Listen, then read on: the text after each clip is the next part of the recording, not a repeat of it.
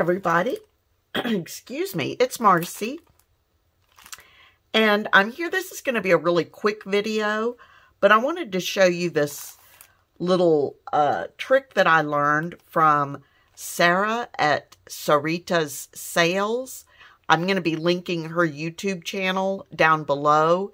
She has a sale every Friday morning, and I'd love it if you'd check her out. But she is a fabulous quilter, among other things, and she went through and did a video showing us different ways to use different things, some of which I'd never thought of. So, this is not one specifically that she showed, but the idea is there. So, I've got a sheet of mulberry paper here, and I've got a piece of newspaper from 1898, and I want to make a page for a journal that I'm starting, but I don't want to use this piece of newspaper by itself. While it doesn't crack when you bend it, none of that, but I still want to help protect it a little bit. So what I did, here's another one, is I attached mulberry paper to one side of it. So, and I may end up going around and sewing around the edges. We'll see how I feel as I go along. But now it gives this newspaper a little more sturdiness. You could do the same thing with a napkin. And now that can go into a journal. And then the older newspaper has something a little sturdier to hold on to. Okay? So, that is what I'm going to do with this one. Now, what I'm using is Heat and Bond Lite.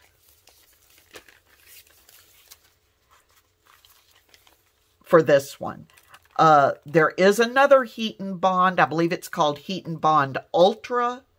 The difference between the two, they are both iron-on adhesives, but the Heat and Bond Lite is sewable. You don't want to try to run your needle, your sewing machine needle through the Heat and Bond Ultra. I've never done it, but all the experts say don't sew with the Heat and Bond Ultra. So I've got a piece cut down that is just, it's about 1/8 of an inch smaller than my newspaper page. And you've got a side that is kind of shiny and lumpy, and the other side has a paper backing on it. So what I'm going to do is, I obviously didn't cut it exceptionally straight. And I've got a ironing mat under here, and then I've got some parchment paper on top of that, just in case I go off the edges a little bit. I don't want to get any of the adhesive on my mat. Now, I believe, this is how long it's been since I've read the instructions. I believe you're just supposed to set the iron on and then move it. But as a rule, I just move my iron around. It doesn't take very long. No steam on your iron. Doesn't take very long at all. You could do the same thing with napkins. I just happen to want to use mulberry paper on this one. And you can buy the Heat and Bond Lite just about anywhere you can get fabrics. Some places sell it by the yard. Other places sell it in packages of like 3 yards or something like that. Okay, so I've ironed that on, and now I'm going to peel the backing paper off. All you have to do is let it cool enough so that you can touch it to pull that backing paper off. And now I'm going to put my mulberry paper over it. And my mulberry paper is larger than my newspaper. I'll cut that down in a minute.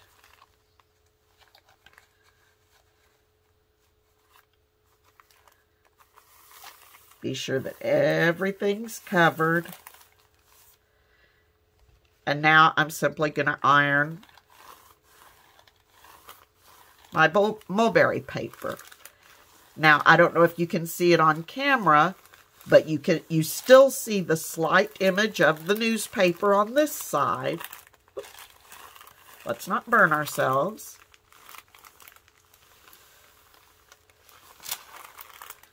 And again, I'm just going to be sure I want to get my corners pretty well.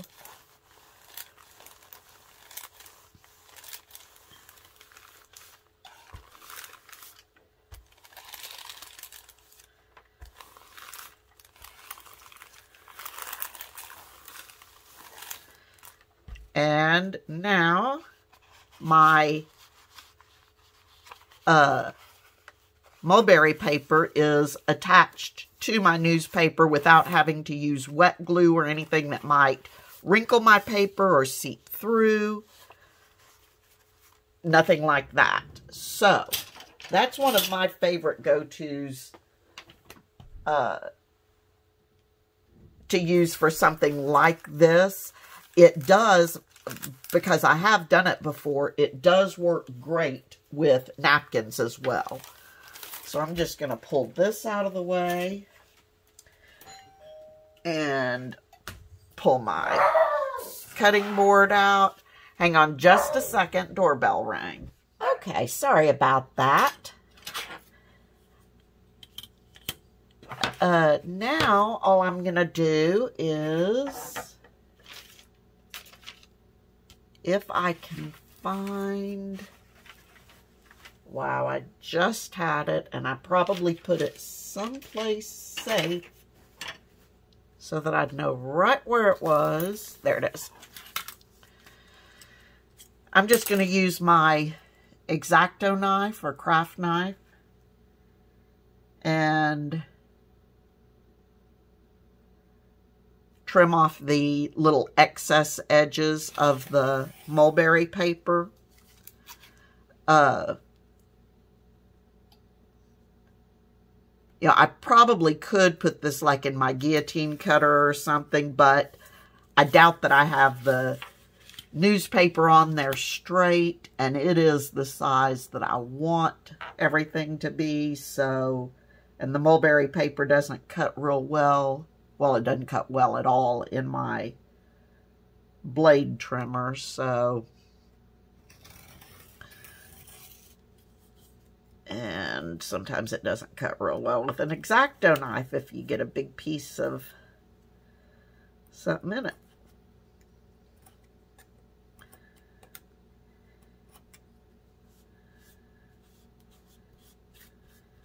Okay, I'll have to go back and clean that up.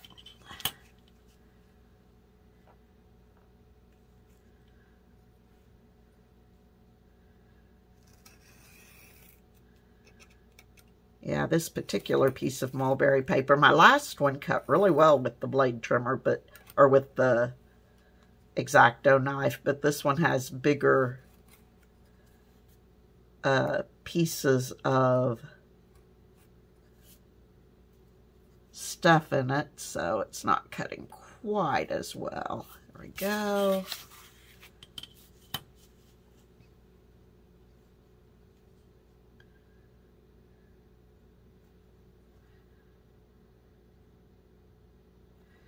And then I'll cut right down.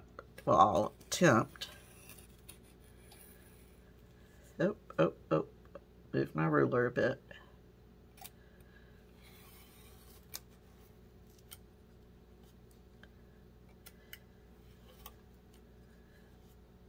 Come on.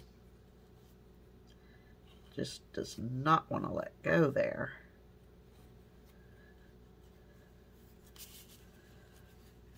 Alright.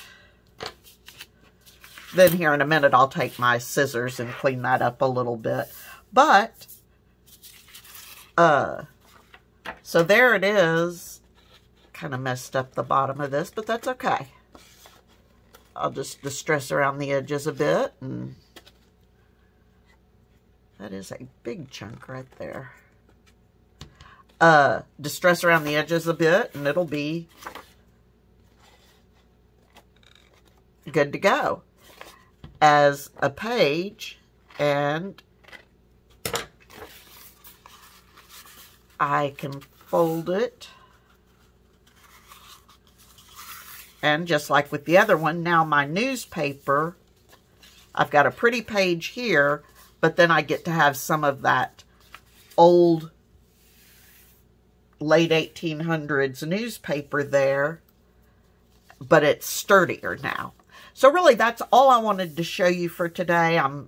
As I said, I'm putting together journal pages for my next project and was doing this, and I thought I'd jump on and share this with you. And so until next time, I wish you all a wonderfully happy, crafty day, and I will see you all again very soon.